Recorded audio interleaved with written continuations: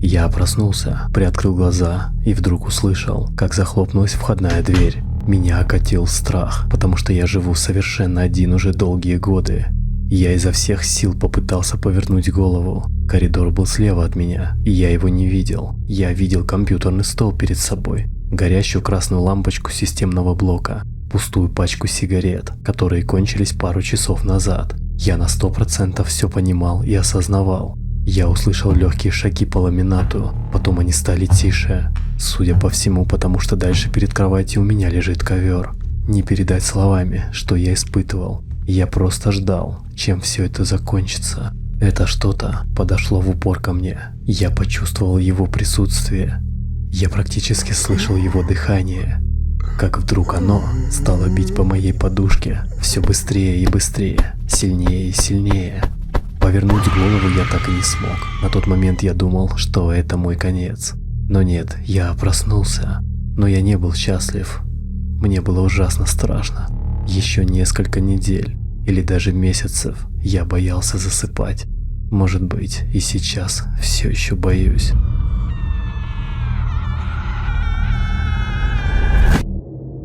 Представь себе, что ты просыпаешься и не можешь даже пальцем пошевелить. В комнате темно, но ты чувствуешь чье-то зловещее присутствие. Кто-то стоит рядом с кроватью, а может быть, сидит прямо на твоей груди, мешая тебе сделать вдох. Ты хочешь хотя бы немного повернуть голову, чтобы увидеть его, но ничего не получается. Кто-то или что-то сдерживает тебя, при этом движение глаз сохраняется. Ты пытаешься двигать конечностями, но безуспешно. Ты не можешь ни двигаться, ни говорить. Ты словно заморожен. Присутствует ощущение того, что ты задыхаешься. Тебя охватывает настоящая паника, которая нарастает с каждой секундой. Ведь ты парализован.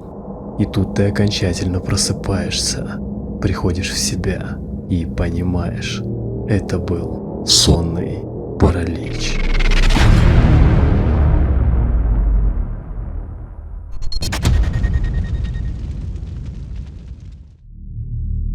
Прежде я никогда не сталкивалась с подобным явлением. И в первый раз, когда это произошло, я лежала на левом боку и вдруг почувствовала сильное давление в области грудной клетки. Когда я осознала, что не могу двигаться, меня охватила паника. В этот момент что-то прошептало мне на ухо. «Просто приходил, чтобы пожелать тебе спокойной ночи». Затем я почувствовала, как что-то потянуло меня к краю кровати. Жесть, это реально было страшно. Истории о сонном параличе фигурируют не только в сценариях ужастиков и детских страшилках. Увы, это явление широко распространено в реальной жизни. Если ты хотя бы раз сталкивался, наверняка тебя преследует страх перед засыпанием. Мало кому хочется ощутить этот животный ужас, который не преодолеть. Человек, которому свойственно впадать в сонный паралич, будто застревает между реальностью и сновидением. Обычно это состояние настигает сразу после засыпания или же в момент пробуждения. Получается сон наяву, когда ты лежишь и не можешь пошевелить ни одной конечностью, не издать ни единого звука. При этом кажется, что рядом происходит некое движение. Возникает ощущение паники, опасности или угрозы. За всю свою жизнь я 3 раза испытывала сонный паралич. В сумерках я видела темное существо, похожее на кошку, которая сначала сидела у меня в ногах, а потом стала медленно ползти по простыне, пока не оказалась на моей груди. Меня одолел страх.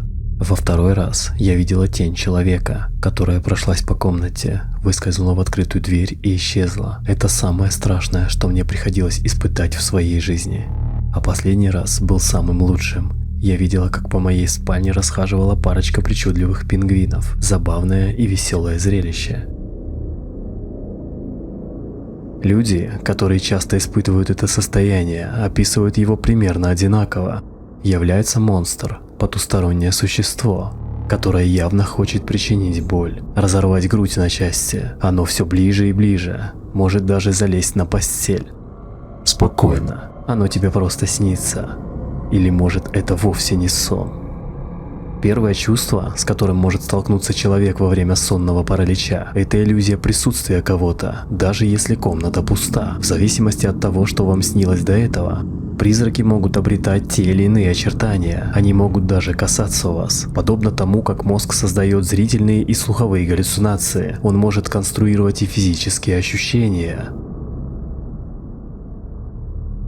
Моя мама как-то рассказала мне, что когда она была маленькой, ей то ли во сне, то ли наяву явились двое мужчин в бело-золотых костюмах, которые сидели на кровати у ее ног и играли на музыкальных инструментах. Маме настолько было легко и весело, что ей не хотелось, чтобы они уходили.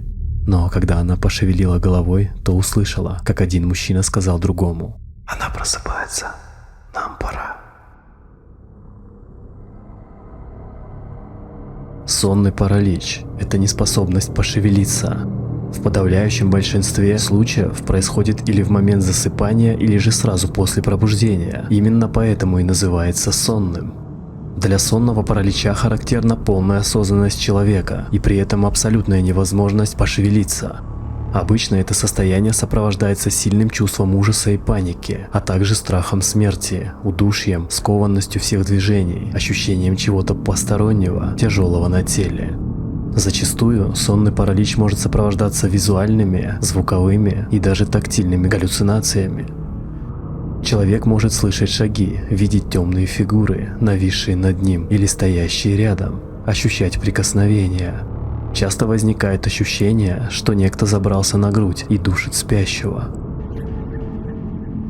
Самое ужасное, что являлось мне, это дьяволоподобное существо с кожей красного цвета, в черной одежде и с огромными зубами. Он сидел на моей груди и душил меня. Мною овладел страх. Я не могла ни двигаться, ни кричать. Наутро мой муж сказал, что ночью кто-то также пытался его задушить. Замечено, что сонный паралич может наступить только при естественном пробуждении и никогда при пробуждении от звонка будильника или других раздражителей. Считается, что от 40 до 60% людей хотя бы раз в жизни испытывали сонный паралич. Наиболее рискованные периоды в жизни столкнуться с ним от 10 до 25 лет. Именно в этом возрасте зарегистрировано большинство случаев. Сонный паралич известен давно, и столетия назад уже были описаны его симптомы. Раньше это явление связывали с домовыми, демонами, ведьмами и так далее. Так, в русской народной традиции это явление ассоциируется с домовым, который, согласно поверьям, вскакивает человеку на грудь с целью предупредить либо о добре, либо о худе. В исламе это ифрит, один из злобных джиннов, считается слугой сатаны, который может серьезно навредить людям. Я испытывал сонный паралич буквально сотни раз. Обычно ко мне приходило похожее на пришельца существо, черного цвета и высотой около метра. Также я видел скелет с косой в черном балахоне.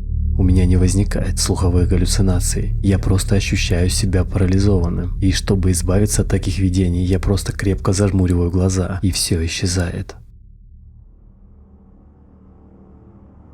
В чувашской мифологии это злой дух Вубар, который появляется ночью и, принимая облик домашних животных, огненного змея или человека, наваливается на спящих людей, вызывая удушье и кошмары. Согласно мифам, нападая на спящих людей, вубары тем самым поправляют свое здоровье. Спящий человек при этом не может пошевелиться и что-либо сказать. В мифологии басков для этого явления также имеется отдельный персонаж, называемый Ингума, появляющийся ночью в домах во время сна, и сдавливающий горло кого-нибудь из спящих, затрудняя дыхание и вызывая тем самым ужас. В японской мифологии считается, что гигантский демон Канасибари ставит ногу на грудь спящего человека. В наше время подобные явления нередко пытаются объяснить визитами пришельцев из других миров, которые парализуют волю человека с целью изучения или похищения. Современные ученые считают, что сонный паралич представляет собой ничем не выделяющиеся биологические события, которые предусмотрены природой. Это был первый и единственный раз, когда я видел, как сон превращается в реальность. Мне снился хороший сон, и вдруг я во сне осознал, что сплю. Я открыл глаза и увидел над собой лицо женщины, которая из молодого и привлекательного вмиг превратилась в старое, морщинистое и почернела, как и все вокруг. Я не мог двигаться и ощущал давление на грудь, и это лицо, которое старело у меня на глазах. В одном психоаналитическом журнале привели такое объяснение. Сонный паралич вызывается тем, что человек уже проснулся, а некий гормон, который выделяется во время сна и отвечает за парализацию мышц, еще не успел покинуть тело. Однако с этой версией несостыковочка. Если все дело в гормоне, почему же сонный паралич никогда не случается при принудительном пробуждении? Гормон пугается и моментально самоликвидируется? Другая точка зрения связана с экстрасенсорными практиками внетелесного опыта и астральными путешествиями. Считается, что сонный паралич является показателем того, что сознание человека находится на границе между реальным и астральным мирами. Некоторые даже умудряются использовать сонный паралич для выхода из тела. Они объясняют это явление тем, что сознание человека находится не в физическом, а в астральном теле.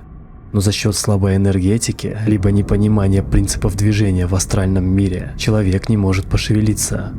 Такая точка зрения может частично объяснить и галлюцинации при сонном параличе.